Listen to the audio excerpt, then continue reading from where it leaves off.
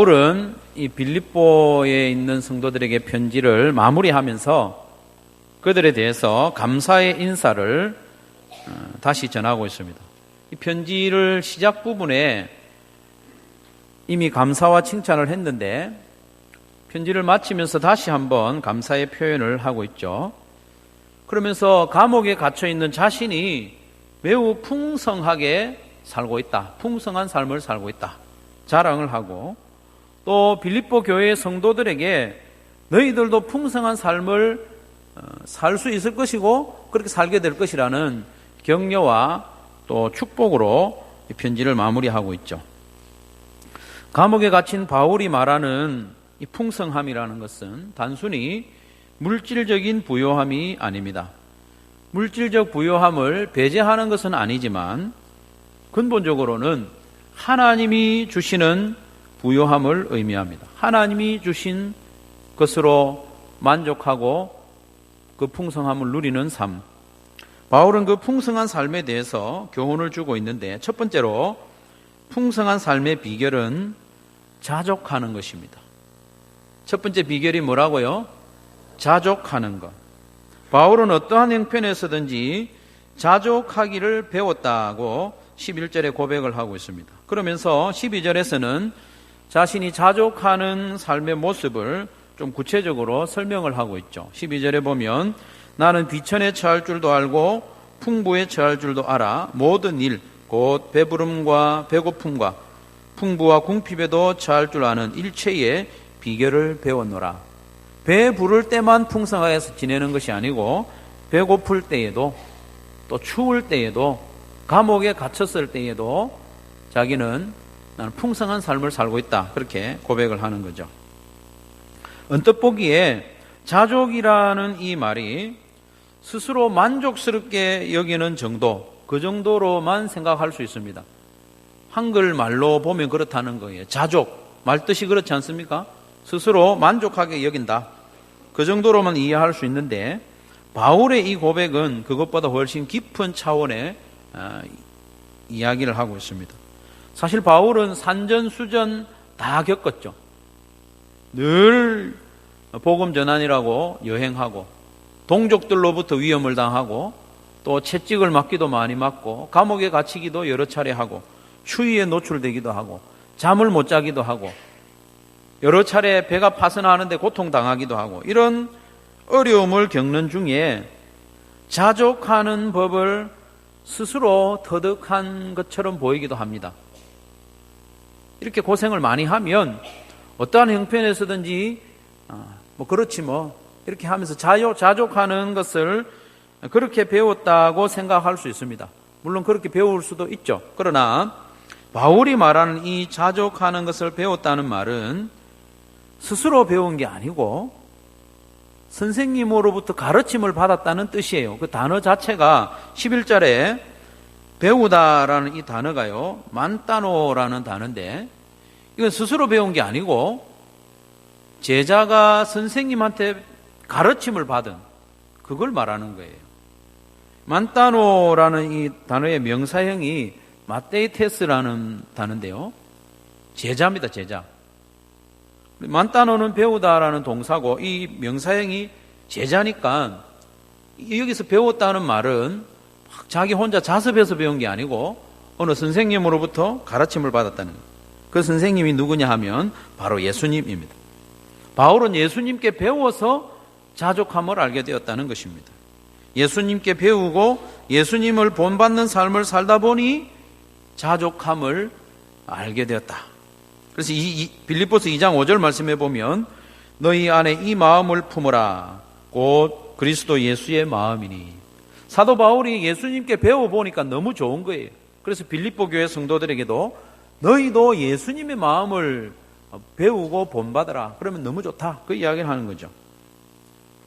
그래서 2장 6절에서 8절 말씀해 보면 예수님이 어떤 모습을 배웠느냐. 그는 근본 하나님의 본체시나 하나님과 동등됨을 취할 것으로 여기지 아니하시고 오히려 자기를 비워 종의 형체를 가지사 사람들과 같이 되셨고 사람의 모양으로 나타나서 자기를 낮추시고, 여기서 낮춘다는 것은 비천해진다는 말입니다. 죽기까지 복종하셨으니 곧 십자가에 죽으심이라고 했습니다. 하나님이신 예수님께서 사람의 몸을 입고 오실 만큼 낮아지고 비천해진 그것을 사도 바울이 보고 배우면서 자기의 모든 상황에서 기뻐하고 자족하는 법을 배웠다는 것입니다. 죄 없으신 예수님께서 십자가에 달려 죽으시기까지 하나님께 복종하시는 그 모습을 보면서 바울은 자족하는 것을 배웠고 풍성한 삶을, 감옥에 갇혀서도 풍성한 삶을 살고 있다, 그런 고백을 하고 있는 겁니다. 그래서 바울이 말하는 자족의 의미는 예수님을 닮는 거예요. 예수님처럼 하나님이 주시는 것이면 무엇이든지 받아들이는 완전 수용의 태도, 이게 자족입니다. 하나님이 주시는 것이면 무엇이든지 완전히 수용하는, 그것이 자족입니다.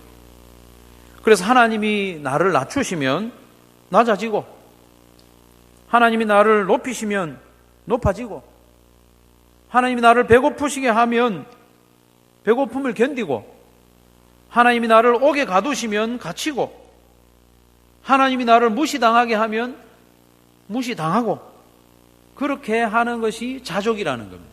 예수님처럼. 사도 바울이 그렇게 해보니까 감옥에 갇혀서라도 기쁨을 누리고 또 풍성한 삶을 살 수 있으니까 빌립보 교회 성도들에게도 자신을 소개하고 또 교훈을 하고 있는 것이죠. 성도 여러분, 하나님이 주시는 것이면 무엇이든지 받아들이며 자족하는 삶을 살아가는 저와 여러분 되시기를 바랍니다. 그런데 요즘 하나님께서 여러분 각자에게 무엇을 주고 있습니까? 어떤 시간을 여러분에게 요즘 주셨습니까? 이제 좀 이런 시간 좀 끝나게 해주시지. 그런 시간을 견디고 있는 분 없습니까? 그러나 하나님께서 우리에게 주시는 모든 것은 좋은 것입니다. 이걸 우리가 믿어야 됩니다. 하나님께서 우리에게 주시는 모든 것은 결국 합력해서 선을 이루시고 또 우리로 하여금 점점 예수님을 닮도록 인도하시기 때문에 모든 게 좋은 겁니다. 한번 따라하겠습니다. 하나님이 주시는 것은 모든 것이 좋은 것입니다. 하나님이 우리에게 주시는 모든 어떤 시간이라든지 환경, 심지어 궁핍, 비천해지는 것까지 우리에게 좋은 것입니다. 그러니 세상의 가치 기준에 따라서 하나님 주신 것을 판단하지 말기를 바랍니다. 반드시 부자가 되는 것이 좋은 것만은 아닙니다. 그리고 실패하고 넘어지고 낮아지는 것도 꼭 나쁜 것은 아니에요.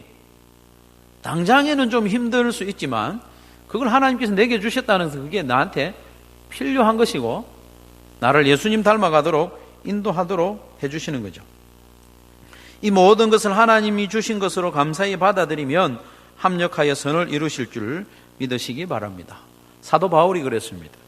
감옥에 갇힌 중에서도 기뻐합니다. 배고픔 중에도 자족합니다. 왜 그렇습니까? 하나님께서 주신 것이고 이것이 합력하여 선을 이루실 줄로 믿었기 때문에 내가 기뻐하고 기뻐한다고 감옥에서 외쳤지 않습니까? 예수님께 배우고 예수님을 닮아가는 저와 여러분 되기를 바랍니다. 그래서 하나님이 주시는 것이면 무엇이든지 감사하게 받아들이고 자족하는 성도들이 되시기를 바랍니다. 두 번째로 하나님의 일에 참여하는 것이 풍성한 삶의 비결입니다. 바울은 빌립보 교회 성도들이 하나님의 일, 복음 전파하는 일에 참여한 것을 길게 칭찬하고 축복하고 있습니다. 14절 우리 같이 한번 읽을까요? 14절입니다. 시작.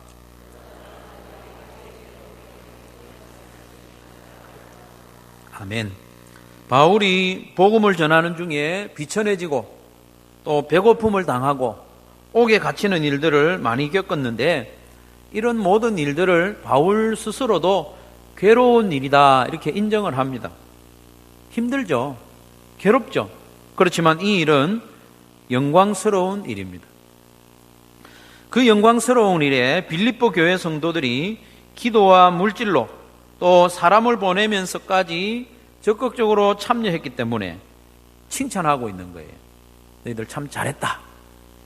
여기서 참여하다는 말이 우리가 알고 있는 코이노니아입니다. 코이노니아. 코이노니아는 재미있는 친교 수준이 아니라 자기의 마음과 물질과 시간과 몸을 내어주면서 참여하는 걸 말합니다. 배고픈 사람에게 밥 잘 챙겨 먹어 이렇게 말하는 게 아니고 내 밥을 몇 숟갈 들어서 나눠주는 것, 요게 친교고 참여하는 겁니다. 1장 7절 말씀해 보면 내가 너희 무리를 위하여 이와 같이 생각하는 것이 마땅하니 이는 너희가 내 마음에 있으며 나의 매임과 복음을 변명함과 확정함에 너희가 다 나와 함께 은혜에 참여한 자가 됨이라고 했습니다. 바울은 우선적으로 자기가 복음을 전하면서 받는 여러 가지 시련들, 그게 은혜라고 표현합니다. 그 은혜에 빌립보 교회 성도들이 참여했다는 겁니다. 빌립보 교회 성도들이 얼마나 지속적이고도 힘써 하나님의 일에 참여했는지 오늘 본문 15절 16절에 구체적으로 언급합니다. 언제 참여했는지. 빌립보 사람들아 너희도 알거니와 복음의 시초에 내가 마게도냐를 떠날 때에 주고받는 내 일에 참여한 교회가 너희 외에 아무도 없었느니라. 데살로니가 있을 때에도 너희가 한 번뿐 아니라 두 번이나 나의 쓸 것을 보내었도다. 18절 말씀에도 보면 에바브로디도 편에 너희들이 보내준 것으로 내가 감옥 생활을 하는데 크게 도움을 받고 있다. 그렇게 고백을 합니다. 그래서 바울은 빌립보 교회의 성도들을 위해서 마음껏 지금 축복하고 있는 거예요. 17절에 보면 내가 선물을 구함이 아니요 오직 너희에게 유익하도록 풍성한 열매를 구함이라고 했습니다. 바울이 빌립보 교회 성도들에게 뭔가 더 요청하는 게 아니라 오히려 너희들에게 유익하도록 풍성한 열매가 있기를 바란다. 그렇게 기도하는 거죠. 17절 말씀을 새번역 성경에서는 어떻게 번역하는가 하면 나는 선물을 바라지 않습니다. 나는 여러분의 장부에 유익한 열매가 늘어나기를 바랍니다. 이 표현이 참 재밌지 않습니까? 빌립보 교회 성도들이 복음 전파하는 일을 위해서 헌신한 것들이 이게 사라진 게 아니고 어떻게 되었습니까? 자기들의 장부에 유익한 열매로 다 기록이 되어 있다는 겁니다. 우리가 은행에 가서 돈을 입금을 하면 내 주머니에서 당장은 없어지는 것 같지만 그것이 내 통장에 기록이 되지 않습니까? 그와 마찬가지라는 겁니다. 하나님의 일에 헌신하고 섬기면 그것이 사라지는 것이 아니라 우리의 장부에 기록이 된다는 거예요. 요즘 은행에 돈을 맡겨두면 이자가 거의 없죠. 그럼 하나님께 맡겨놓으면 어떨까? 그런 기대를 하게 하는 말씀입니다. 빌립보 교회 성도들이 이렇게 복음 전파하는 일에 참여했을 때 풍성한 열매가 너희들에게 늘어날 것이다. 이렇게 축복하고 있는 거예요. 그렇게 축복할 수 있는 근거가 뭐냐 하면 18절 말씀에 보면 이 참여는 하나님이 받으실 만한 향기로운 제물이요 하나님을 기쁘시게 한 것이니라 말씀하고 있죠. 빌립보 교회 성도들이 참여한 그것은 바울에게 뭔가를 전달해 주는 데서 그치는 것이 아니라 이게 바로 하나님께로 드려진 거라는 겁니다. 하나님께서 기쁘게 받으실 만한 향기로운 제물로 이렇게 받아주셨다는 겁니다. 여러분, 하나님께서 허락하신 나의 건강과 물질과 시간과 지혜로 하나님의 일을 위해서 헌신하고 참여하는 것이 풍성한 삶의 비결입니다. 이걸 우리가 마음으로 받아들이고 헌신하면 풍성한 삶을 살 수 있습니다. 하나님께서 우리에게 모든 걸 주셨어요. 우리에게 있는 것은 모든 것이 하나님께서 주신 것입니다. 하나님께서 왜 주셨느냐? 우리가 움켜쥐고 있으라고. 그리고 나의 안위와 나의 배부름과 또 가족들의 그런 안전한 삶을 위해서만 사용하도록 주신 게 아닙니다. 하나님께서 우리에게 무언가 주셨다면 그것은 하나님의 일에 참여할 수 있도록 기회로 주신 겁니다. 하나님의 일에 헌신하고 참여하는 것은 손해보는 것이 아닙니다. 우리에게 영광스러운 일이고 수지 맞는 일입니다. 여러분, 하나님께 드리는 것, 그리고 하나님의 일에 참여하는 것, 영광으로 여기시기를 바랍니다. 제가 칼럼에도 썼지만 제가 이번에 자전거를 한 대 구입했습니다. 지난 한글날 을숙도에 가서 자전거를 빌려서 타는데 너무나도 상쾌한 거예요. 저는 지금까지 자전거를 타면서 그렇게 기분 좋았던 적이 한 번도 없습니다. 그래서 이 자전거를 하나 구입해가지고 1년에 단 몇 번만 타더라도 이게 괜찮겠다 싶은 거예요.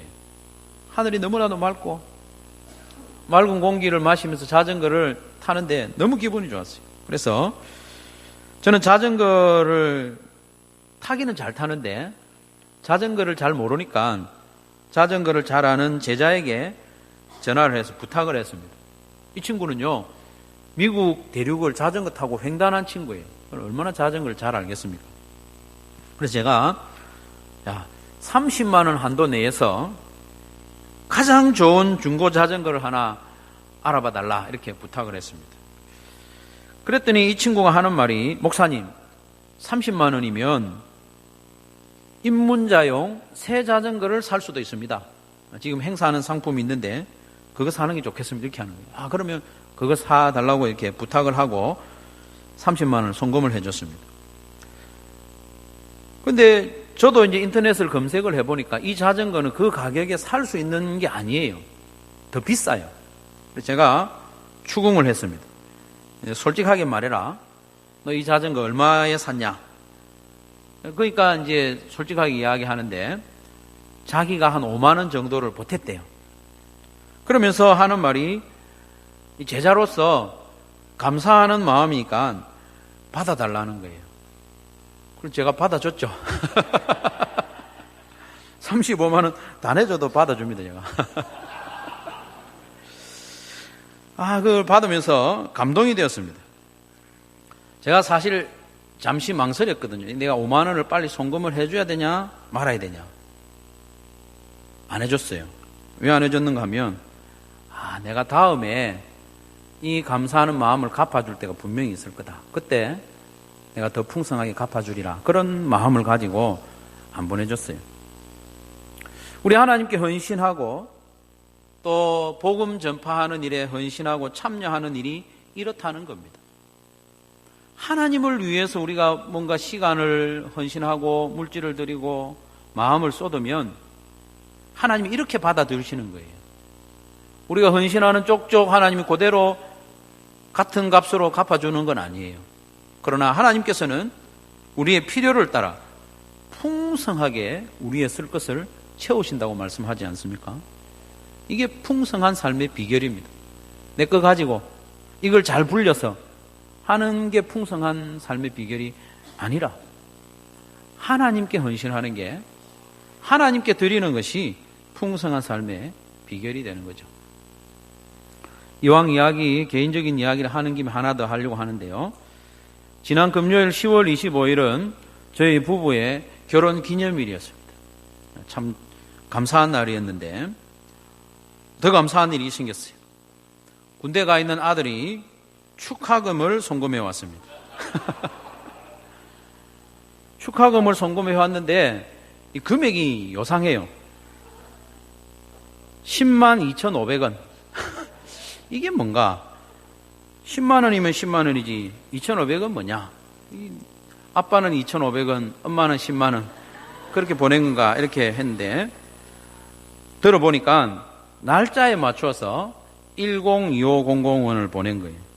그래서 제가 즉시 답장을 보냈습니다. 결혼 기념일은 1997년 10월 25일. 내년에는 이제 기대를 합니다, 제가. 아들이 부모님에게 무언가 선물을 하고 용돈을 드리면 그게 없어지는 겁니까? 물론 당장에는 자기 통장에서 빠져나가겠죠. 그러나 그것을 받은 부모는 받고 입 닦지 않습니다. 입 닦지 않습니다. 자녀들이 큰맘 먹고 부모님에게 무언가 해드리면 손해보는 겁니까? 손해본다고 느낌이 들고 또 아까운 마음이 들면 그 자녀는 뭘 잘 모르는 거예요. 부모는 무엇인가 받고 절대로 가만히 있지 않습니다. 반드시 돌려줍니다. 원금으로 돌려주는 것이 아니라 몇 배로 돌려주는 것이 부모의 마음입니다. 육신의 부모가 이렇다면 하물며 우리 하나님 아버지는 어떻겠습니까? 더합니다. 우리 하나님 아버지는 우리가 상상도 못할 만큼 풍성하게 갚아주시는 분입니다. 오늘 보면 19절을 세번역 성경으로 읽어드립니다.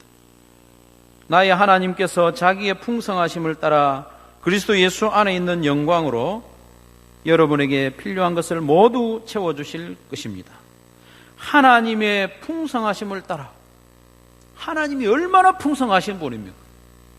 우주를 만드신 분이시고 생명을 만드신 분이신데 그 풍성하신 하나님이 우리의 필요를 따라 모두 채워주실 것이니 그 삶이 어찌 풍성하지 않을 수가 있겠습니까? 아들까지도 십자가에 내어주시는 분이신데 우리가 하나님 앞에 뭔가 헌신하고 드린 것에 대해서 어떻게 풍성하게 갚아주지 않겠느냐 하는 겁니다.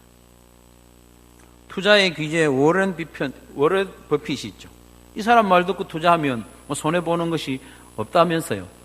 그러나 여러분, 성도된 우리는 이 투자의 귀재의 말을 들을 것이 아니라 사도 바울의 말을 듣는 것이 더 지혜롭지 않겠습니까? 하나님을 위해서 뭔가 헌신하는 것, 풍성한 삶의 비결인 것이죠. 영혼 구원하는 일에, VIP를 섬기는 일에 하나님께서 우리에게 주신 시간과 물질과 마음을 아낌없이 사용하시기를 바랍니다. 목장 식구들을 따뜻하게 섬기는데 사용하시기 바랍니다. 앞서 수고하는 목자 목녀들에게 힘이 되어주는데 그런 것들을 좀 사용하시기 바랍니다. 명절이 되면 목회자들한테는 선물 안 해도 돼요. 진심입니다. 안 해주셔도 제가 안 뺏깁니다. 목자 목녀들에게 감사의 표시를 하시면 좋겠습니다. 목자 목녀의 어깨가 좀 처져 있으면 따뜻한 밥 한 끼라도 대접하면서 제가 힘이 되어주겠습니다. 힘내세요. 그렇게 말해주시면 좋겠습니다. 그렇게 하는 것이 목자 목녀에게 주는 것이 아니라 하나님이 기쁘시게 받을 만한 향기로운 제물이 되는 것입니다. 연합교회 한소만 교회가 주의 일을 하는데 여러분 시간도 내시고 또 참여하시기 바랍니다. 그리고 하나님 앞에 감사의 예물을 드리는데도 인색하지 않기를 바랍니다. 하나님께 받은 은혜가 있을 때마다 빠뜨리지 말고 감사의 예물을 드려서 감사의 표시를 하기를 바랍니다. 여러분을 위해서 드리는 말씀입니다. 예를 들면 부흥 간증 집회 때에 다들 은혜를 받으셨는데 그런 때에는 특별하게 감사의 예물을 드리는 것이 정상입니다. 감사는 은혜의 완성이기 때문에 하나님 앞에 감사의 예물을 드리면 하나님께서 또 우리에게 은혜를 베풀어 주시는 것이죠. 하나님께 드리고 하나님의 일을 위해 참여하는 것은 우리의 삶을 풍성하게 할 뿐만 아니라 하나님께 영광을 돌리는 것입니다. 오늘 본문 마지막 절 20절 말씀을 한번 보겠습니다. 하나님 곧 우리 아버지께 세세무궁하도록 영광을 돌릴지어다 했죠. 우리 찬양으로 영광을 돌릴 수 있습니다. 그러나 오늘 문맥에 따라서 하나님이 영광스러워하는 것이 무엇이냐? 우리에게 주신 모든 상황과 환경 가운데 자족하는 마음으로 살아가는 그 모습이 하나님께 영광이 되는 겁니다. 하나님께서 우리에게 주신 것으로 하나님의 일에 헌신하고 참여하는 그것이 하나님의 기쁨이 되고 영광이 되는 것이죠. 사랑하는 성도 여러분, 저는 한소만 교회의 담임 목사로서 모든 성도들이 풍성한 삶 살기를 진심으로 원합니다. 한 사람도 궁상 떨면서 그렇게 살지 않기를 바랍니다. 물질적으로 다 부자가 되는 것을 의미하지 않습니다. 예수님께 배우고 점점 예수님을 닮아감으로 우리도 어떤 형편에 처하든지 자족하는 법을 배우고 비천에 처하든지 풍부하든지 배가 고프든지 배가 부르든지 그 상황을 허락하신 하나님을 굳게 신뢰함으로 평안하고 풍성한 삶을 살아가기를 원합니다. 그리고 하나님께서 내게 허락하신 모든 것으로 하나님의 일에 헌신하고 참여함으로 풍성하게 채우시는 하나님을 경험하고 간증하는 저와 여러분의 삶이 되기를 주님의 이름으로 축원합니다.